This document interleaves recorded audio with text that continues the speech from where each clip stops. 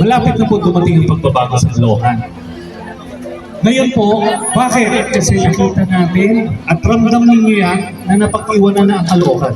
Umasenso na lahat ng syudad dito sa Metro Manila, pero ang Caloocan lugmok pa rin. Tama ho ba yun? Tama ho ba yun? Ngayon, paano ko po nasabi yan? Alam niyo po yung mamamayan ng iba't ibang lungsod sa Metro Manila, kada buwan may benepisyo sila natatanggap. Senior citizen, mga bata, mga mag-aaral, lahat. Dito po ba sa Caloocan, meron po ba kayo natatanggap? Wala. Wala, di ba? Okay. Pero ito po yan. Ang Caloocan po ang isa sa pinakamayamang lungsod sa buong Pilipinas.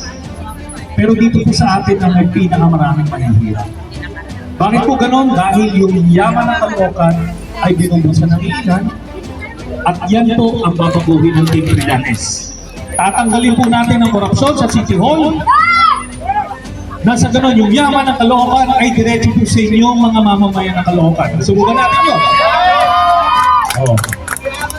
Sample lang po yung Team Trillanes po magkakaroon po ng monthly medicine allowance para sa lahat ng senior citizen. Okay? Lahat ng senior citizen, hindi na yung namimili lang sila kung sino yung kaibigan nila. Di ba? Tapos, kada ilang buwan, 6 na buwan, minsan wala pa. No? Babaguhin po yan. Meron din kami mga programa para sa mga bata, sa mga estudyante, at sa lahat ng mamamayan. No? Kaso kailangan po natin ng tiwala at suporta ng mga taga-Caloocan. Di ba? Oo. Pero huwag mong isipin na puro away lang yan si Trillanes.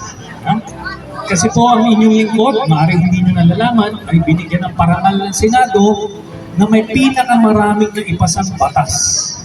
No? So yung mga nakikita nyo mga senador dyan, nadaig po natin yan sa serbisyo. No? Ano yung mga batas na yun?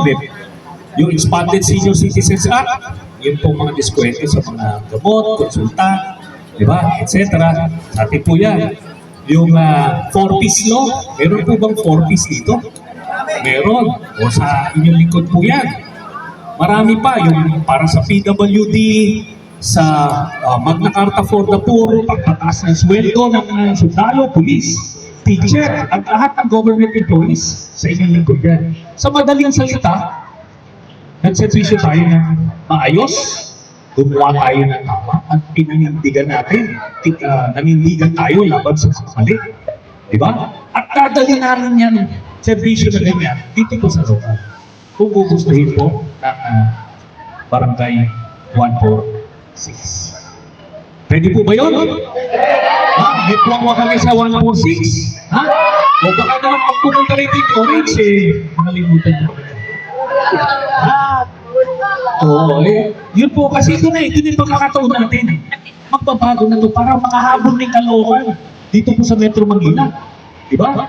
So yun po ang aming mensahe, no? Itong Team Trillanes. Ngayon papakilala ko na yung mga magiging kasama ko dito po sa pagkatid ng pagbabago sa atin. Nandito po si Konsehal Winnie Faustino,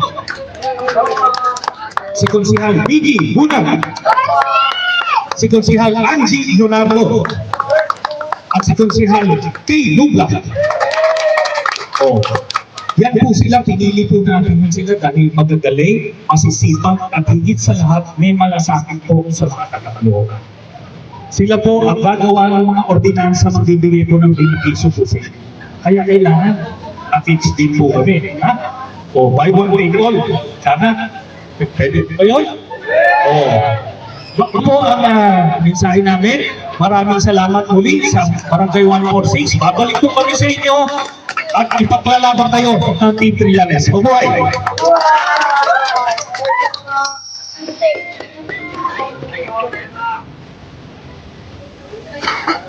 Thank you.